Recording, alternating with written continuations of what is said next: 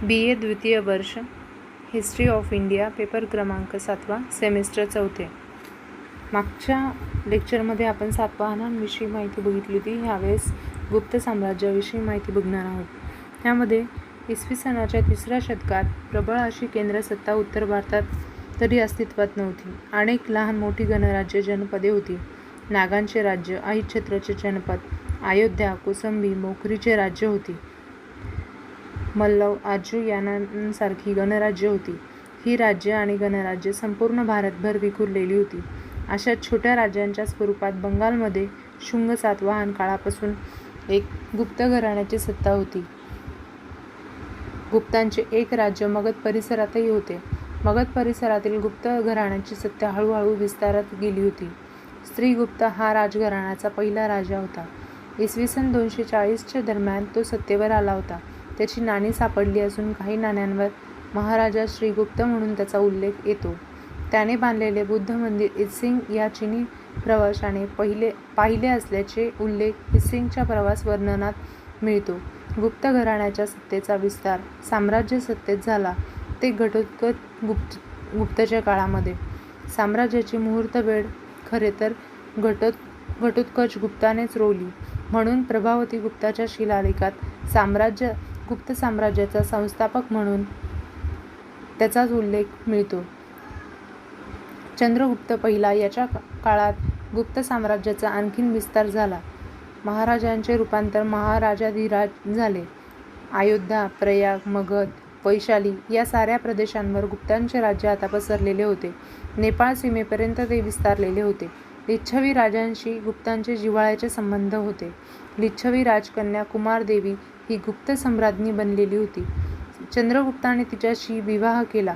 या विवाहाला फार मोठे राजकीय महत्त्व होते. गुप्त लिच्छवी संबंधांमुळे गुप्ताची राजकीय प्रतिष्ठा वाढलेली होती. चंद्रगुप्त हा शककर्ता सम्राट म्हणून प्रसिद्ध झाला. इसवी सन पूर्व 320 मध्ये त्याने गुप्तशक ही कालगणना सुरू केली होती. गुप्त साम्राज्य राज्यविस्ताराच्या शिखरावर पोचले ते समुद्रगुप्ताच्या काळामध्ये.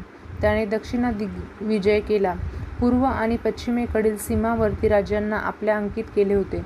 आर्यवर्तात ही गुप्त सत्ता विस्तारली. अश्वमेध यज्ञ करून त्याने आपल्या दिग्विजयाची ध्वजा तत्कालीन भारतात फडकवली होती. सत्ता विस्ताराबरोबर आर्थिक संपन्नता, साहित्य, शास्त्र, कला या क्षेत्रातही गुप्त साम्राज्याचा विस्तार मोठ्या प्रमाणात घडून आला होता. चंद्रगुप्त विक्रमादित्याचा कालखंड हा गुप्त साम्राज्याचा सुवर्णयुग मानला जातो. अलाहाबादच्या स्तंभालेखातून हरिसेन या कवीने समुद्रगुप्ताची प्रशस्ती नोंदवलेली आहे. फैयांच्या प्रवास वर्णनातून गुप्त काळातील सुवर्णयुगाचे प्रतिबिंब उमटलेले आपल्याला दिसते. गुप्त साम्राज्यातील सर्वश्रेष्ठ पराक्रमी दिग्विजयी सम्राट म्हणून समुद्रगुप्ताचा उल्लेख केला जातो. इसवी सन 335 ते 375 या काळात 40 वर्ष समुद्रगुप्ताने राज्य केले होते. या काळात त्याने महाराजाधिराजांचे रूपांतर एका बलाढ्य साम्राज्यात केले होते. त्याचा हा साम्राज्य विस्तार पराक्रमांचे नवे उच्चांक गाठणारा होता. त्याच्या लष्करी मोहिमा जगाच्या इतिहासातील श्रेष्ठ सेनापतींच्या मोहिमांपेक्षा वरचढ ठराव्यात अशाच होत्या. म्हणून आधुनिक पाश्चात्य इतिहासकार समुद्रगुप्ताचा उल्लेख भारतीय नेपोलियन म्हणून करतात. असा हा श्रेष्ठ गुप्त सम्राट इसवी सन 335 मध्ये राज्यावर आला. राज्यावर आल्यानंतर त्याने राज्यविस्ताराचे कार्य हाती घेतले. समुद्रगुप्त एक श्रेष्ठ असा सेनापती असल्याने त्याचे खरे कर्तृत्व युद्धभूमीवर दिसले. त्याच्या दिग्विजयी साम्राज्य विस्ताराचे सविस्तर वर्णन हरिसेन या त्याच्या कवीने अलाहाबादच्या शिलालेख प्रशस्तीत केले आहे. हरिसेन कवीने समुद्रगुप्ताच्या अलाहाबाद प्रशस्तीमध्ये समुद्रगुप्ताच्या दक्षिण दिग्विजयाचे विस्ताराने वर्णन केलेले आढळते. या वर्णनानुसार दक्षिण भारतातील 12 राज्ये त्याने जिंकली होती. या सर्व राजांनी समुद्रगुप्ताचे सार्वभौमत्व स्वीकारलेले होते. समुद्रगुप्ताने पराभूत केलेले राजे पुढील प्रमाणे होते. मध्य प्रदेशातील गोंडवन प्रदेश स्थित महेंद्राचे कोशल राज्य, त्याच भागातले महानदीकाठचे व्याघ्र राजाचे महाकांतार, गोदावरी जिल्ह्यातील मंत राजाचे कोरल राज्य, महेंद्रगिरीचे पिठ्ठपूर, विशाखापट्टणम जवळचे स्वामी दत्ताचे कुट्टर, त्याच भागातील दमण राज्याचे एरंडेपोल, कांजीवरम परिसरातील विष्णुकुपांचे कांची राज्य, एल्लोर जिल्ह्यातील हस्तिवर्मनचे बेंगी, नेल्लोर परिसरातील उग्रसेनाचे पल्लव, विशाखापट्टणम दक्षिणेकडील कुबेराचे देवराष्ट्र, आर्काट जिल्ह्यातील धनंजयाचे कुशलपूर आणि गोदावरी खोऱ्यातील नेल राजाचे अवमुक्त. अशा रीतीने दक्षिणेकडील विशाखापट्टणम कांचीपुरम पर्यंतचा भाग समुद्रगुप्ताने जिंकला होता. पूर्व किनारपट्टीवरून त्याने आपली दक्षिण दिग्विजय मोहीम काढली. कांचीपुरमपर्यंत तो जाऊन पोचला होता. समुद्रगुप्ताने या दक्षिण मोहिमेत त्याने दख्खन पठारावरील महाराष्ट्रातील परिसरातील वाकाटकांच्या राज्याला मात्र धक्का लावला नव्हता.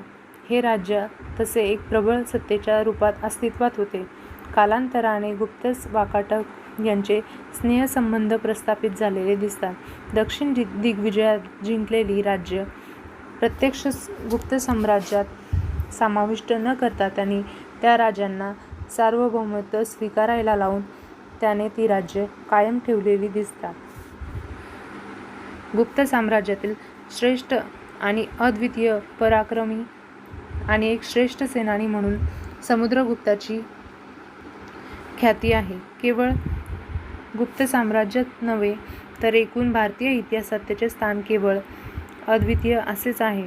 एक साम्राज्य संस्थापक, एक श्रेष्ठ प्रशासक आणि पहिल्या दर्जाचा सेनापती, साहित्य, कला, परंपरा यांचा आश्रयदाता, मुत्सद्दी राजकारणी म्हणून तो अद्वितीय होता. दरबारातील विद्वानांचा आदर करणारा व कीर्तिरूप राज्य उपभोगणारा, अप्रतिम काव्यप्रतिभा तसेच पराक्रमी ख्याती असलेला हा राजा समुद्रगुप्त होता. हरिसेन हा समुद्रगुप्ताच्या राज्यदरबारातील कवी आणि त्याचा युद्धमंत्री होता. भारताच्या इतिहासातील एक श्रेष्ठ राजा म्हणून सम्राट चंद्रगुप्ताचाही उल्लेख येतो. विक्रमादित्याविषयी लोकमानसात अनेक आख्यायिका प्रचलित झाल्या होत्या. एक पराक्रमी राजा, परम भागवत, परम सहिष्णू म्हणून तो ओळखला जायचा. साहित्य, शास्त्र, कलांचा आश्रयदाता म्हणून तो प्रसिद्ध होता. त्याच्या या उदार आश्रयामुळे प्राचीन भारताचे सुवर्णयुग या काळात अवतरलेले दिसून येते. अभिजात संस्कृती, वाङ्मयाचे दालन अधिक समृद्ध झाले होते. ही परिस्थिती बदलण्याचे सामर्थ्य गुप्त सम्राटांनी दाखवले होते. गुप्त साम्राज्याच्या उदयाने उत्तर भारतातील परिस्थिती आमूलाग्रपणे बदलली होती. राजकीय स्थैर्य आले होते, व्यापार वाढला, आर्थिक संपन्नता आली होती, आदर्श आणि प्रजाहित दक्ष अशी राज्ययंत्रणा अस्तित्वात आली होती. साहित्य आणि कला आविष्काराला राजाश्रय मिळाला होता. शास्त्र, शिल्प, स्थापत्य, चित्र, साहित्य आणि वाङ्मयीन अभिव्यक्ती या साऱ्यांचा विकास घडून आला होता. या सर्व क्षेत्रात अभिजात अशी निर्मिती झाली होती. युरोपियन देशांशी आणि आशियाई देशांशीही व्यापार वाढला होता. अंतर्गत व्यापारासाठी सार्थवाह पथ निर्माण केले गेले होते. अनेक बाजारपेठा, बंदरे उदयाला आली होती. आर्थिक संपन्नतेबरोबर सांस्कृतिक संपन्नताही आली होती. अशा स्वरूपात जीवनातील चांगल्यांचा आस्वाद घेण्याच्या प्रेरणा प्रबळ बनल्या होत्या. स्वतःचा वेगळा ठसा असलेल्या कलाशैली या काळात विकसित झालेल्या दिसतात. श्रेष्ठ अशा कलाकृती निर्माण झाल्या होत्या. सामान्यतः जगाच्या इतिहासात वर्णिलेली परिस्थिती जेव्हा केव्हा निर्माण झाली, ज्या कालखंडात आणि ज्या राज्यात, ज्या देशात निर्माण झाली, त्या देशातला असा कालखंड सुवर्णयुग म्हणून संबोधला गेला आहे. अर्थात अशी सुवर्णयुग अपवादच आहे. प्राचीन ग्रीसमधील पेरिक्लियन कालखंड आणि इंग्लंडमधला ट्युडर कालखंड हा सुवर्णयुग मानला गेला. भारताच्या इतिहासातला मोगल सम्राट शहाजहानचा कालखंडही असा सुवर्णयुग मानला गेला होता. ज्या कालखंडातील अभिजात निर्मिती भविष्यात शेकडो वर्ष आपले आस्वाद मूल्य टिकवून असतात, अशा कालखंडाला सुवर्णयुग म्हणतात. त्या दृष्टीने प्राचीन भारताच्या इतिहासातील गुप्तांचा कालखंड हा सुवर्णयुग मानला गेला होता. ताजमहलासारखे अप्रतिम कला स्वप्न ज्या कालखंडात साकारले, ते मोगलांचे सुवर्णयुग. तसेच आर्यभट्टांसारखा गणिती, कालिदासांसारखा नाटककार आणि कवी ज्या काळात निर्माण झाला, ज्या काळात अजिंठा, येथील अप्रतिम कलास्वप्न साकारली गेली. ज्या काळात गुप्त कलाशैली प्रगट झाली तो काळ गुप्तांचे सुवर्णयुग मानला जातो. गुप्तांचे हे सुवर्णयुग अनेक अभिजात कलाकृती घेऊनच साकारले होते. या अभिजात कला निर्मितीची ओळख म्हणजे सुवर्णयुगाची वैशिष्ट्ये ठरावीत. या वैशिष्ट्यावरून गुप्तकालीन प्रगती लक्षात येण्यासारखी आहे. संस्कृत वाङ्मयीन अभिव्यक्ती हे गुप्त कालखंडाचे एक महत्त्वपूर्ण वैशिष्ट्य होते. बार्नेट या पाश्चात्य अभ्यासकाच्या मते प्राचीन ग्रीसच्या इतिहासात वाङ्मयीन अभिव्यक्तीबाबतीत पेरिक्लिथन कालखंडाला जे महत्त्व आहे तेच महत्त्व भारतीय इतिहासात गुप्त कालखंडाला डॉ. विन्सेंट स्मिथ या इंग्रज इतिहासकाराने गुप्त काळाची तुलना इंग्लंडमधल्या एलिझाबेथ कालखंडाशी केली आहे. या कालखंडातील शेक्सपियर हा गेली 300-400 वर्षे आपले वाङ्मयीन प्रभुत्व टिकवून आहे, तर गुप्त काळातील कालिदास तर गेली 1500 वर्षे आपल्या अभिजात नाट्य निर्मितीची मूल्ये लोकमानसात आपले स्थान कायम राखून ठेवलेले आहेत. कालिदासाचे अभिज्ञान, शाकुंतल, मालविकाग्निमित्र ह्या श्रेष्ठ नाट्यकृती होत्या.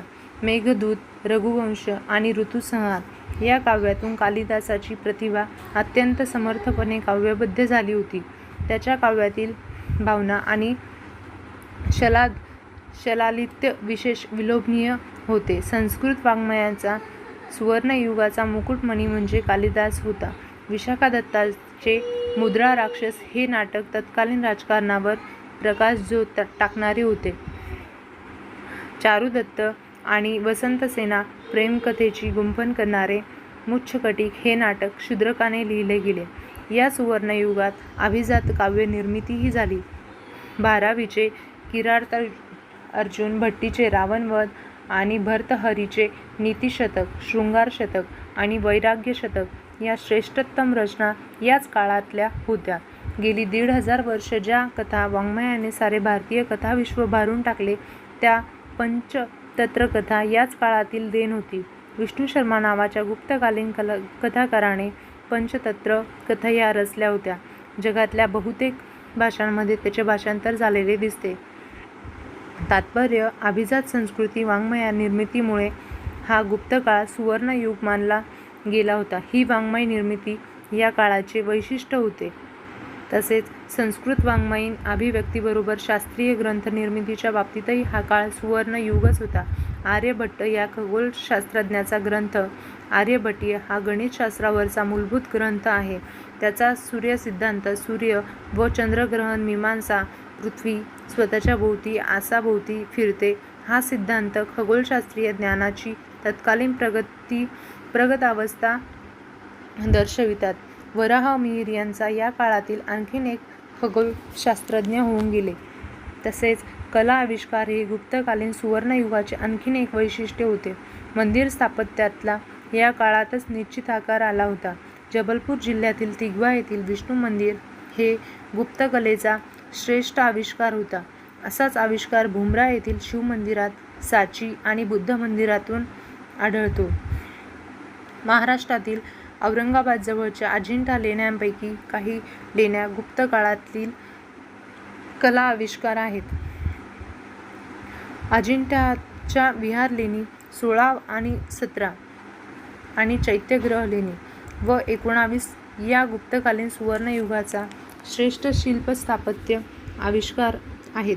येथील चित्रकला आविष्कार ही गुप्तकालीन कलापरंपरांचा वारसा सांगतात. 1500 वर्षापूर्वीचा हा कला आविष्कार आज जगातील एक श्रेष्ठ असा वारसा ठरला आहे असून लक्षावधी पर्यटक व प्रवासी हा आविष्कार बघायला येतात. या चित्रकलेतील जगप्रसिद्ध झालेली चित्र म्हणजे अवलोकितेश्वर, पद्यपाणी, मरणोन्मुख राजकन्या हे या शिल्पस्थापत्यातील मुख्य आहेत. त्यानंतर गुप्तकला परंपरेने सौंदर्याचे मानदंड निश्चित केले होते. या मानदंडानुसार गुप्त शिल्पकारांनी आपल्या हळूवार हातांनी अप्रतिम सौंदर्य शिलांकित केले होते. कालिदासातल्या नाटकातल्या काव्यातल्या सौंदर्य कल्पना गुप्तकालीन अनामिक कलाकारांनी पाषाणातून आविष्कारल्या होत्या. तात्पर्य कला क्षेत्रात, प्रशासन यंत्रणेत, व्यापार वृद्धीत, आर्थिक संपन्नतेच्या बाबतीत अशा अनेक परिणामांनी हा काळ वैशिष्ट्यपूर्ण ठरतो. संपन्नतेचा, स्थैर्याचा, अभिजात कला निर्मितीचा ह्या सर्व गोष्टींचा मिळून हे साम्राज्य परिपूर्ण होते. त्यामुळे गुप्त कालखंडाला सुवर्णयुग असेही म्हणतात. धन्यवाद.